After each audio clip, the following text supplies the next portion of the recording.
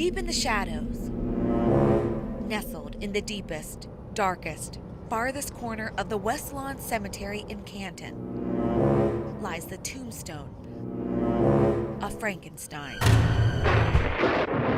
It's alive! Big, tall guy with scars and everything on his face and just a monster. It's right close to the road, so people come by and they see Frankenstein and they get real excited about it, and they talk about who might be buried there. Is it the monster? Kimberly Kenny is the curator of the adjacent William McKinley Presidential Library and Museum, and she wrote a book about the West Lawn Cemetery. A lot of family markers in the 19th century were just the last names. Kenny says the Frankenstein grave is a family plot, and no one, by the way, is named Victor. Take care there, Frankenstein, take care.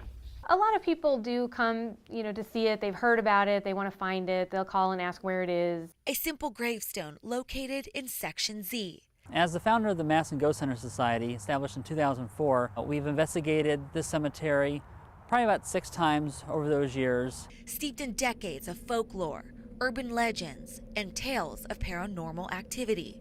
Mostly just the fact that when you stand by that grave, you can hear ghostly screams from within the grave. We have done some research on that grave. We looked through obituary databases and newspaper archives. We weren't able to find any information about who is buried there, though. I'm over at the cemetery a lot. I've never seen anything or felt anything like that. Now, below the Frankenstein marker are several graves that also bear the Frankenstein name. But what is not immediately known is the connection and the family history between them. I think everybody's heard of the name Frankenstein, and right, your first thought is, ooh, the spooky cemetery with Frankenstein tombstone.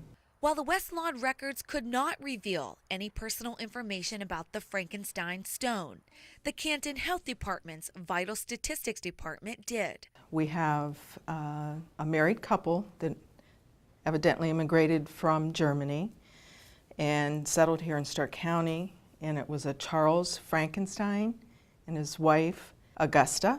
They had a son, Otto Frankenstein. Proof in stone that the Frankensteins were in fact real. This is an unusual name in the community, and we kind of have fun with the idea that it might be a haunted and those kinds of things. But these are real people that lived and worked in our community. As for the gravestone actually being haunted, We have been past there. We never recorded any information from there or any EVPs, so I cannot confirm or deny the legend and lore. I mean, it's Frankenstein. I mean, if it said Dracula, it would be the same thing. I understand that people are definitely fascinated with the whole idea of who might be buried there. in Canton, Melissa Reid,